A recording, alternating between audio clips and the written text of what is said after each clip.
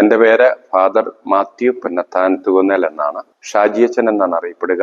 ഞാൻ കഴിഞ്ഞ 21 വർഷമായിട്ട് പാലാ അൽഫോൻസ കോളേജിൽ പഠിപ്പിക്കുന്നു. കഴിഞ്ഞ 25 മാസമായി ഇവിടുത്തെ പ്രിൻസിപ്പളായിട്ട് സേവനമനുഷ്ഠിക്കുന്നു. ദൈവത്തിൻ്റെ വലിയ ഒരു ദാനം ലഭിച്ച, ദൈവത്തിൻ്റെ സ്നേഹം ലഭിച്ച വ്യക്തിയാണ്. എനിക്ക് ക്യാൻസർ പിടിച്ചിട്ട് 25 കൊല്ലമായി. എൻ്റെ ജൂബിലി വർഷത്തിലാണ്.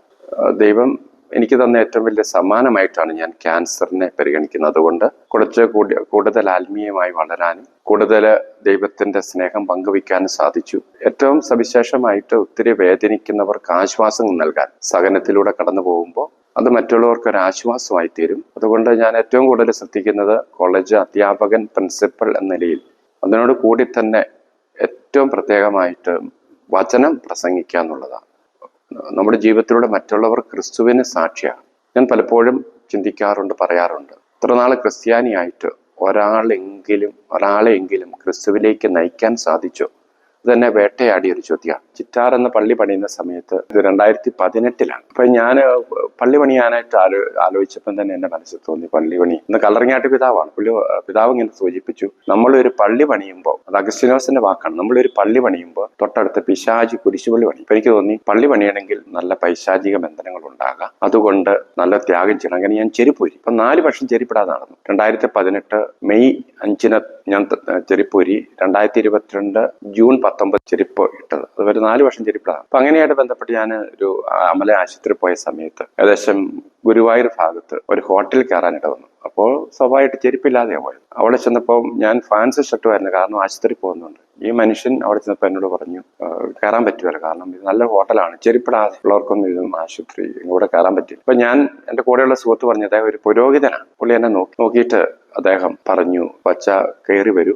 അതായത് മലയാളം അറിയത്തില്ല, ചെന്നൈ ബേസ്ഡ് ഒരു ബ്രാഹ്മനാണ്, ഇവിടെ ഇരിക്കുക. അന്നേരം പുള്ളി എന്നോട് ചോദിച്ചു, എന്തുകൊണ്ടാണ് അച്ഛൻ ചെരുപ്പിടാതെ? ഞാൻ പറഞ്ഞു, ഒരു പള്ളി പണിയാനുള്ള ഒരു ത്യാഗമാണ്. പുള്ളിക്ക് വല്ലാതെ അങ്ങ് ആകർഷിച്ചു. അപ്പോൾ ഞങ്ങൾ സംസാരിച്ചു. ഞാൻ പോരാൻ നേരത്തെ പുള്ളിയുടെ ഒരു ഇംഗ്ലീഷ് ബൈബിൾ എന്തോ ഞാനെപ്പോൾ യാത്ര ചെയ്യുമ്പോൾ എൻ്റെ കാറിലൊരു ബൈബിൾ ഉണ്ട്. അന്ന് എന്തുകൊണ്ട് അത് ഇംഗ്ലീഷ് അത് കൊടുത്തു. പുള്ളി അത് വായിച്ചിട്ട് പുള്ളി മുരിങ്ങൂര് പോയി ധ്യാനിച്ചു. പിന്നീട് പുള്ളിയുടെ ജീവിതത്തിൽ വലിയൊരു മാറ്റം ഉണ്ടായി. അദ്ദേഹം പിന്നെ വലിയൊരു സുവിശേഷ പ്രഘോഷകനായി. എന്ന് വെച്ചാൽ അദ്ദേഹം പറ്റുന്നിടത്തൊക്കെ സുവിശേഷം പ്രസംഗം. പുള്ളിക്ക് ഇന്ത്യയിൽ അദ്ദേഹം പറഞ്ഞതനുസരിച്ച് 22 ഹോട്ടലുണ്ട്. 22 ഹോട്ടലും അദ്ദേഹം ക്രിസ്തുവിന്റെ രൂപം വെച്ചു എന്നുള്ളതാണ്. അതിന്റെ രൂപങ്ങൾക്കൊപ്പം തന്നെ അദ്ദേഹം ഒരു ക്രിസ്തുവിന്റെ രൂപം വെച്ചു എന്നുള്ളതും, പിന്നീട് പുള്ളി ചെറിയ ലീഫ്ലെറ്റുകൾ, ലഘുലേഖകൾ ക്രിസ്തുവിനെ കുറിച്ചുള്ളത് ഇംഗ്ലീഷും മലയാളത്തിൽ കോപ്പി എടുത്ത ആൾക്കാർക്ക് കൊടുക്കുകയും. അപ്പൊ എനിക്കൊരു വലിയ സന്തോഷം തോന്നി. കാരണം ഒരു കാര്യം ഞാൻ ഓർക്കുന്നു, ഞാൻ കർത്താവിന് വേണ്ടി ചെറിയൊരു ത്യാഗം ചെയ്തപ്പോൾ അത് സുവിശേഷ പ്രഘോഷണമായി. എന്റെ ചെറിയ ത്യാഗം, എനിക്ക് ചെറിപ്പെട്ട് കയറിയെന്ന് അങ്ങനെ വ്യക്തി കണ്ടെത്തുന്നില്ല. അപ്പൊ എനിക്ക് മനസ്സിലായി, കൊച്ചുരേസ്യയുടെ ഒരു ആധ്യാത്മികതയുണ്ട്. ത്യാഗം ചെയ്യുമ്പോൾ ത്യാഗം സുവിശേഷവൽക്കരണത്തിനുള്ള ഏറ്റവും വലിയ വേദിയാണ്. കാരണം നമ്മൾ ചെറിയ ചെറിയ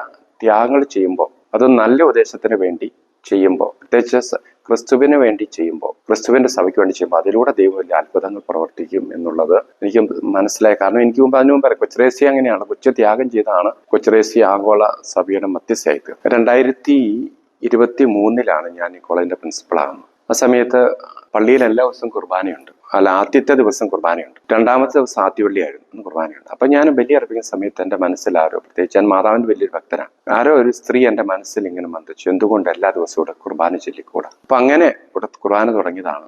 അപ്പൊ ഇതുവരെ 25 മാസമായിട്ട് ഒരിക്കലും മുടക്കിയിട്ടില്ല. ഒത്തിരി പേര് വരുന്നുണ്ട്, പ്രത്യേകിച്ച് വിദ്യാർത്ഥിനികൾ, അധ്യാപകര്, അനധ്യാപകരെല്ലാം വരുന്നു. ഇത് വലിയ കൃപയായി. ഇപ്പോൾ അൽഫോൻസ കോളേജിനെ സംബന്ധിച്ചിടത്തോളം വലിയ കൃപയാണ്. കാരണം കുർബാനയുടെ ഒരു ശക്തിയുള്ള ഒരു സ്ഥലമായി മാറി. അതുകൊണ്ട് ഞാൻ കുർബാന നമ്മൾ കോളേജ് ചേർത്ത് വെച്ചപ്പോൾ ഈ 25 മാസമായിട്ട് ഈ കോളേജിൽ എല്ലാം കൃപയാണ്. ഒത്തിരി കോളേജിന് കിട്ടിയ അവാർഡുകളുടെ പെരുമഴയാണ്. എത്രയോ അവാർഡുകൾ, സംസ്ഥാനത്തെ ഏറ്റവും നല്ല കോളേജ്, NSS അവാർഡ്, കേന്ദ്ര ഗവൺമെന്റിന്റെ 3 കോടിയുടെ അവാർഡ്, ഇങ്ങനെ അവാർഡുകളുടെ ഒരു പെരുമഴയാണ്. അപ്പോൾ അത് 2 കാര്യങ്ങൾ, ഒന്ന് ഭൗതികമായി കിട്ടി, മാത്രമല്ല കുട്ടികളൊക്കെ നല്ലപോലെ ആത്മീയമായിട്ട് മോറലായിട്ട് വളരുന്നു എന്നുള്ളതും, എല്ലാ കാര്യങ്ങളും വളരെ സ്മൂത്ത് ആയിട്ട് നടക്കുന്നു എന്നുള്ളതും, നമുക്കൊരു ടെൻഷൻ പിടിക്കാതെ തന്നെ എല്ലാം ദൈവം ക്രമീകരിക്കുക. അത് കുർബാനയുടെ വലിയൊരു അഭിഷേകമാണ്.